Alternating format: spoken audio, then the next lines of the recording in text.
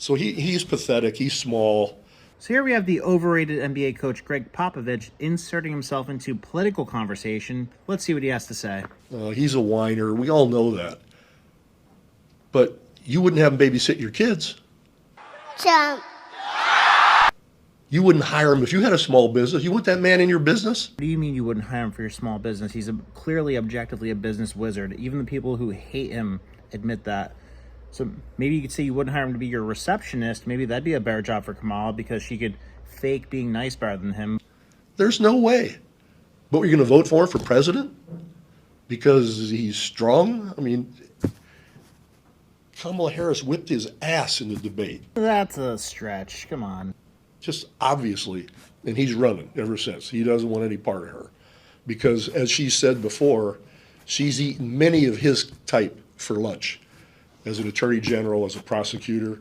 It is well documented that the people who had the most pain inflicted upon them when Kamala was attorney general was the black community themselves. He's a small fry compared to some of the people she's gone after. And he knows it. So all he can do is cut people down, and do what he does. We've all seen all that kind of stuff. The ones that you can be even more angry about, because he's sick. He's a damaged man. He grew up the biggest wannabe there ever was in New York, right? We all know that. Greg, come on. There's things you could criticize him for, sure, but being a wannabe, being a loser in the state of New York is, the worst possible way to try to criticize him. He literally became the king of New York. He did what everybody else wanted to do. He has the best real estate properties in New York. He wanted to be in the inner circle, but they laughed at him his whole life.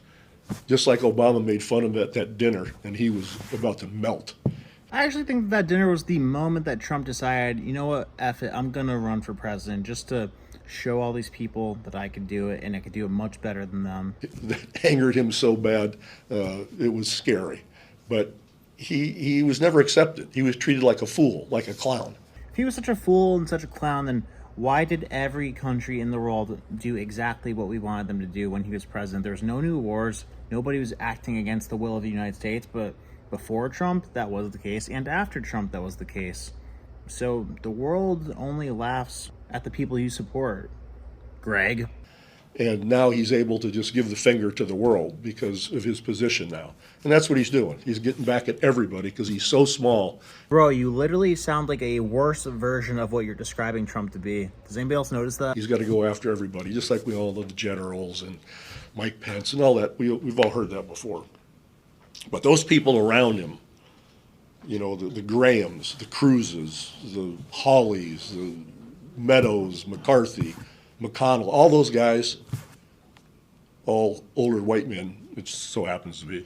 Yeah, that sounds really weird coming from the older white man, criticizing older white men for their political beliefs. So, I don't know, just speculation, but two possibilities here. One, Greg's done some weird shit that he doesn't want people to know about, so he wants to stay nice and safe on the side of the cabal. Or two, maybe just because he's a coach in the NBA and wants to, stay PC amongst the people like LeBron, the way that they think. But real quick about Greg's career, people probably would call him one of the best basketball coaches ever, but if it wasn't for Tim Duncan, Kawhi Leonard, Greg Popovich would not be shit. You might have hope again with Victor Yamba Bamba or Wamba Bama, whatever his name is, but I'm highly skeptical of your personal life with the way that you're spewing this venom at Trump. They know he's an ass. They said it. I'm not saying that I think they think that. They've told us that ever since, 2015, 16, all that kind of thing. I mean, they've called him a xenophobic, a religious bigot, a racist, unfit for office, on and on and on. Their words. But they're right there with him. Do they not know that they have children and grandchildren probably that are going to lose freedom if this guy is elected? I'm not talking about a policy. I'm talking about the idea of our country. Greg, I'm glad you brought up children and grandchildren because I think the majority of us could agree that if kids are drafted, that'd be a bad thing. If people in their 20s and 30s are unable to afford a house, that's a bad thing. If they're unable to afford food and start a family, it's a bad thing.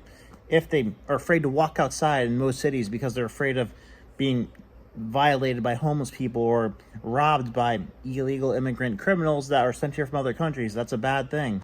That if, God forbid, they're struck by a natural disaster in the place they live in America, and the Department of Homeland Security and FEMA says, oh, sorry guys, we don't have any money left. We spent it all on illegal immigrant housing this year, so you're going to have to figure it out for yourselves.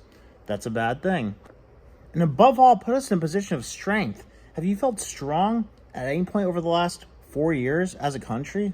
Not me. Not the majority of people. Why is it that Biden hasn't spoken to Putin since the Russia-Ukraine conflict began? That's crazy. That wouldn't be the case with Trump.